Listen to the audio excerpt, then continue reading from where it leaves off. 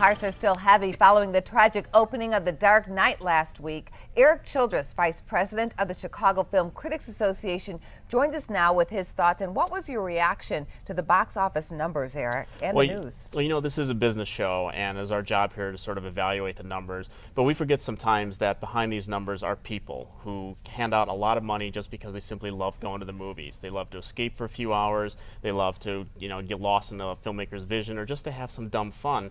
And because of this horrific act, that experience has been tainted for probably a number of people, and that's a real shame. And as far as I'm concerned, this shooter in Colorado, he has lost his right to even have a name. He is no longer a person. He is just another number now. Christopher Nolan, the director of The Dark Knight, immediately came out with a response, and I think it was a way to connect with the people of Aurora, Colorado following the shooting. And he said, "The movie theater is my home, and the idea that someone would violate the innocent and hopeful place in such an unbearably savage way is devastating to me." So I think he's on the same page with you. Yeah. Here's Very a look. well said. Here's a look at the final numbers at the box office. The Dark Knight bringing in $160 million. Clearly, that number could have been larger. It could have been. I mean, I'm sure there were a few people that were skittish and probably stayed away this weekend.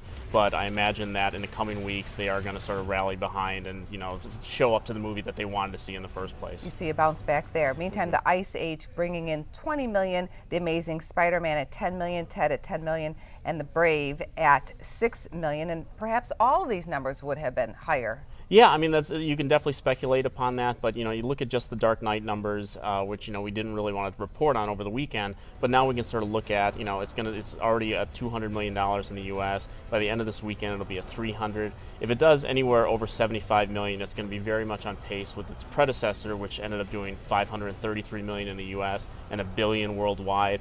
I don't think it's going to quite, maybe hit the Avengers numbers unless there's maybe some sort of rallying cry behind this movie, and the movie sort of takes on this idea of maybe becoming a symbol for the people who, are going to say that they don't, we're not going to be scared off from what we love by, a bunch of bad guys. That's a positive thought. Let's move on to this weekend's Step Up Revolution and The Watch, which also has its own controversy. Yeah, earlier in this year we had the Trayvon Martin shooting, another tragedy, and this film was originally called Neighborhood Watch, and we know the parallels between that. So, and the title was reduced to The Watch, and I'm sure that's very simplistically you could look at the movie this weekend, seeing the movie in whole and actually seeing connections to what happened last weekend as well. It's a shame. I don't think the movie is going to do very well. The movie is it's supposed to be about a bunch of guys getting together to do a neighborhood watch, except there's aliens involved, and the ads of the last couple of weeks, they've removed the alien quotient, so I don't think the studio even knows what kind of movie they're trying to advertise to people. Erik Childress, thanks for stopping in today. Thank you.